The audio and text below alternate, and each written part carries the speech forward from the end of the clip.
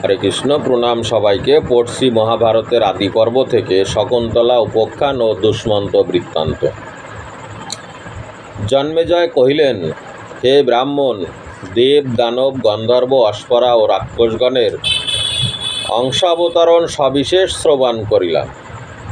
যে এদের দেব দানব গন্ধর্ব রাক্ষস যা আছে অশ্বরা, তার বিস্তারিত শুনলাম।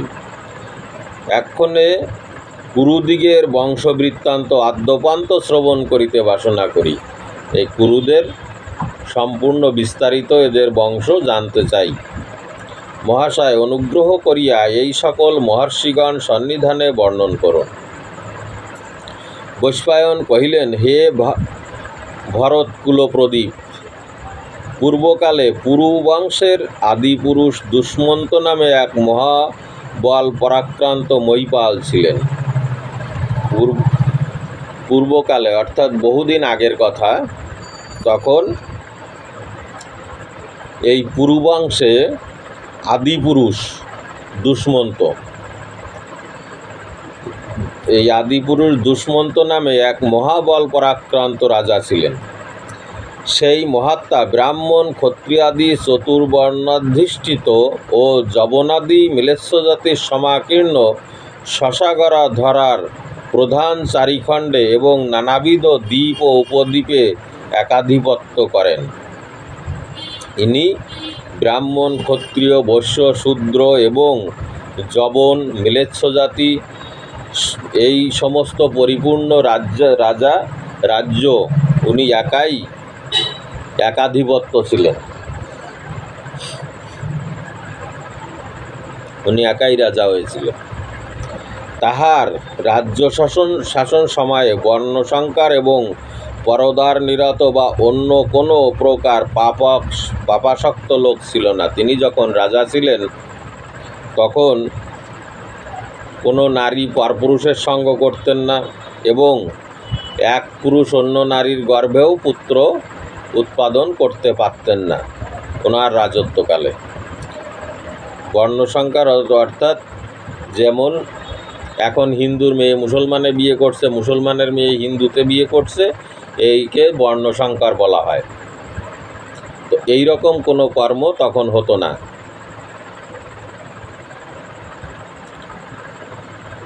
সকলেই ধর্মপরায়ণ ছিলেন।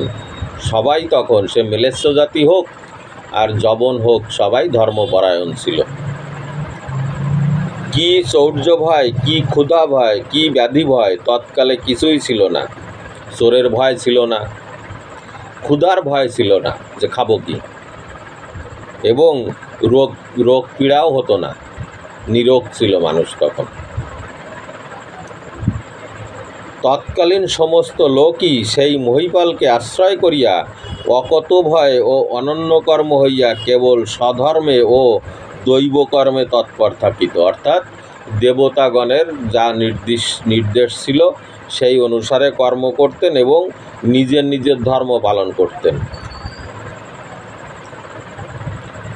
তাহার অধিকারকালে ঘনাবলী যথাকালে বাড়িবর্ষণ করিত। অর্থাৎ মেঘেরা সময়েই বাড়িবর্ষণ করত। এখন যেমন চৈত্র মাসে করে, বর্ষাকালে বৃষ্টি হয় না, তখন সেটা ছিল না।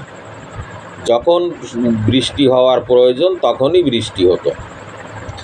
শস্য সকল অতি সুরস হইত। শস্যেতে সুরস অর্থাৎ স্বাদ থাকত। যার যে ফলের যে স্বাদ, যে শস্যের যে স্বাদ, সেটা তখন হতো। এই এবং পৃথিবী নানাবিধ রত্নে ও পশুজুতে পরিপূর্ণ থাকিত। সেই অসাধারণ বলবীর্য সম্পন্ন রাজার শরীর বজ্রের ন্যায় দৃঢ় ছিল। ইন্দ্রের বজ্র যেমন, তার শরীরও তেমন ছিল। তিনি স্বহস্তে মন্দর পর্বত উত্তোলন করিয়া অনায়াসে বহন করিতে পারিতেন। মন্দর পর্বত দেবতারা এবং অসুরেরাও হার মেনে গিয়েছিল। নারায়ণ শক্তি সঞ্চার না করলে ওই পর্বত নাড়ানোর ক্ষমতা কারো ছিল না। কিন্তু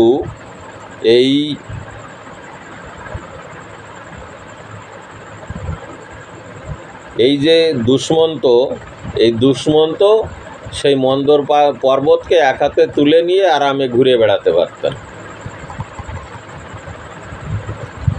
এবং চতুর্বিধ গদাযুদ্ধে ও সর্বপ্রকার শস্ত্রযুদ্ধে অসাধারণ্য লাভ করিয়াছিলেন। সর্বযুদ্ধে তার অসাধারণ দক্ষতা ছিল, যে কল্পনার অতীত। সেই সর্বলোক সুবিখ্যাত প্রজারঞ্জক ভূপতি বলে বিষ্ণুতুল্য, তার বলে বিষ্ণুর মতো বল ছিল। তেজে ভাস্কর তুল্য, সূর্যের মতো তেজ। গাম্ভীর্যে সাগর তুল্য, তার গাম্ভীর্য ছিল সাগরের মতো। ও সহিষ্ণুতায় ধরা তুল্য ছিলেন, এবং তার ধৈর্য ছিল এই পৃথিবীর মতো।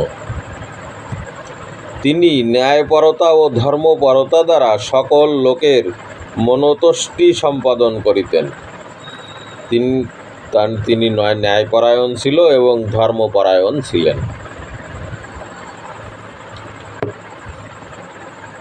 এরপরে দুষ্মন্তের মৃগয়া পর্ব, তো পরের পর্বে যাব। হরে কৃষ্ণ।